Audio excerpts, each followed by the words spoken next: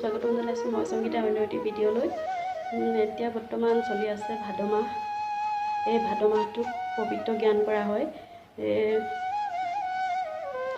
মহাপুৰুষ শংকৰদেৱৰ আদৰ্শ সাৰোগত কৰি অসমৰ গাঁৱৰ হওক বা নগৰ চহৰ সকলোতে ঈশ্বৰৰ গুণানুকীৰ্তন কৰি নাম চৰ্চা কৰে, নাম লয় সকলোৱে নামঘৰত। সেয়ে আমাৰ গাঁৱতো প্ৰত্যেক ভাদ মাহতে এনেদৰে নাম লয় আৰু গাঁৱৰ কেইবাঘৰো লগ লাগি শৰাই ৰচনা আগবঢ়াই ঘৰৰ মংগলাৰ্থে। সেয়ে আজি আমাৰ পাল পৰিছে শৰাই ৰচনা আগবঢ়াবলৈ। মই ওলাইছোঁ, এয়া ড্ৰেছ কৰিছোঁ। তাৰপিছত ভাবিলোঁ আপোনালোককো আমাৰ গাঁৱৰ অকণমান নামঘৰৰ নীতি নিয়ম কেনেদৰেনো আইসকলে নাম লয় আপোনালোকক দেখুৱাওঁ বুলি ভাবিলোঁ। সেয়ে ভিডিঅ'টো কৰিলোঁ।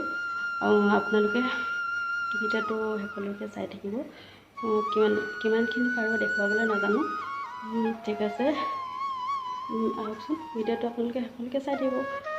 তেতিয়াহে মই অকণমান এনেদৰে ভিডিঅ' বনোৱাত অকণমান আগবাঢ়ি যাবলৈ সাহস পাম।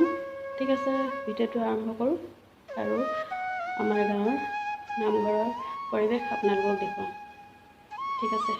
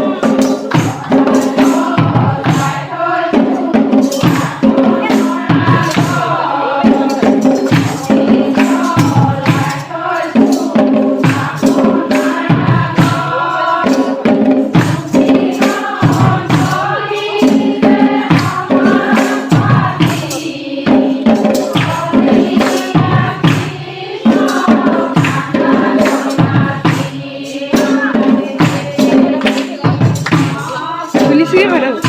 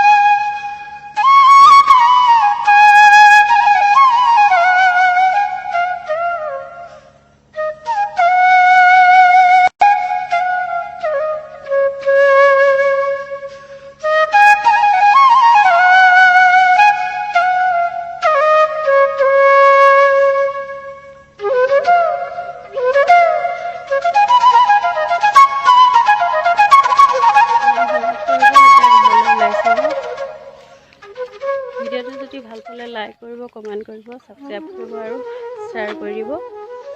তেতিয়াহ'লে আজিলৈ আহা, বাই বাই।